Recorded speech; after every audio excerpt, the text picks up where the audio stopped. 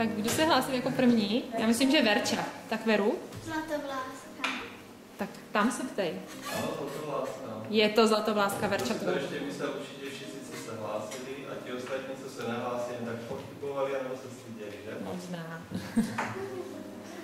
Tak poslouchejte Zlatovlásku. Když ho sní, že bude všemu rozumět, co které zvíře v povětří, na zemi i ve vodě zmluví. Tomu králi se to líbilo, že bude umět, co nikdo neumí. Dobře bavíc se zaplatil a hned poručil sloužícímu, aby mu tu rybu k obědu připravil. Ale, prý, a ti ani na jazyk nevezmeš, si mi to svou hlavou zaplatíš. Jiříkovi, tomu sloužícímu, bylo divné, proč mu to král tak dobře zaplatil. Se nejlépe vyřezal a hodně šudy, že jsou takové jako hladké, říkám, že je měkčí, ale je tady z těch českých stromů nejlepší. Figurky jsem dělám spíš, když mám právě obrázky Josefa Lady, trochu takový ladovský, no, do těch hvězdiček se nedělá poměrně hodně. Poznáte tady některé ty řemeslníky? Třeba? Tři králové, ano.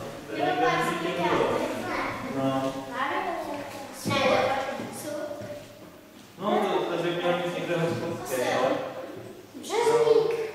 Březník tady je. Jo, tady je, vidíš, tady je vlastně ta zabíječka. Tam jsou tři králové. Ano, perfektní. Tenhle se tam... Tam jsou to sedle. Víte, kdo je tohle? Ne. Kovář. Kovář. Kdo je tohle? Jo,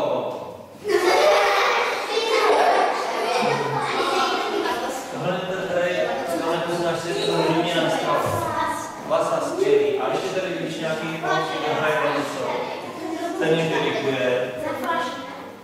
Ten hraje na flašine. Kousličky perfektní. A tohle to poznáte? Nevím, že ne, ale cymbál takový. Víte, jak to mají takové? Tak jsou takový cymbály, který nosí takhle na ramě. Nikdo tam Slovensko. To je švédské. No pak je někdy. Je tady někdo rozhádaný?